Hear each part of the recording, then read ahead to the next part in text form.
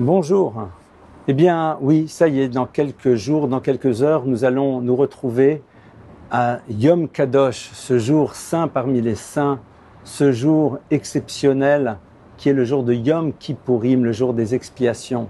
Ashrechem Israël, soyez heureux peuple d'Israël, disait Rabbi Akiva, devant qui vous vous purifiez et qui vous purifie. Mikveh Israël Hashem. Le mikveh, le bain purificateur du peuple d'Israël, c'est le créateur de l'univers.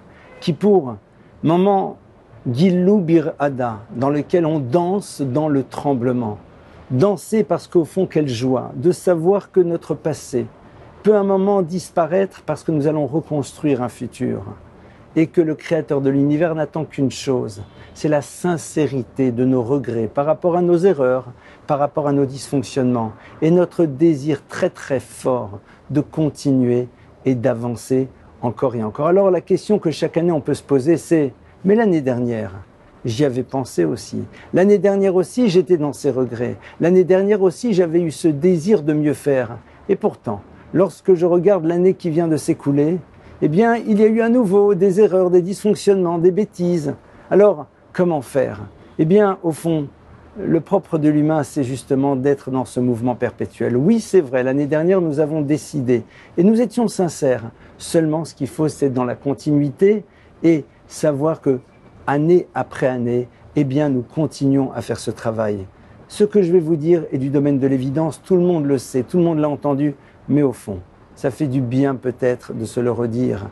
Si Dieu agit de cette manière vis-à-vis de nous, soyons capables d'agir de la même manière vis-à-vis des autres. C'est-à-dire d'être à l'écoute de leurs regrets, d'être à l'écoute de leur désir de mieux faire et de ne pas les enfermer dans leur passé. J'adore cette phrase de quelqu'un qui s'appelait Viktor Frankl, un médecin juif autrichien, qui s'est retrouvé dans les camps et qui dit cette chose très très belle qu'un être humain doit décider à un moment de ne pas être sans arrêt l'enfant de son passé, mais le parent de son futur. Yom Kippour, c'est cela dans tous les domaines. Dieu nous dit, je ne veux pas que ton passé t'empêche d'avoir un futur.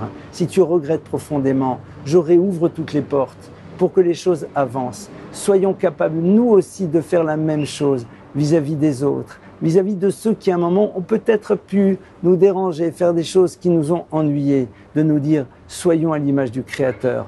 Ce moment exceptionnel de Yom Kippour, qui est un moment qui nous permet de redémarrer, d'aller vers l'avant. Soyons capables de le vivre, Gilou Bir Hada, d'être dans cette danse Bir Hada, dans le tremblement, dans la conscience que nous avons de l'enjeu extraordinaire de cette journée et en même temps du bonheur fabuleux que nous avons de pouvoir la vivre. Tzom Kal, que ça soit un jeûne calme, serein, tranquille, que Be'ezrat Hashem, cette journée se passe de la plus belle manière et que nous puissions n'avoir que de très très bonnes nouvelles Be'ezrat Hashem. Amen ve Amen.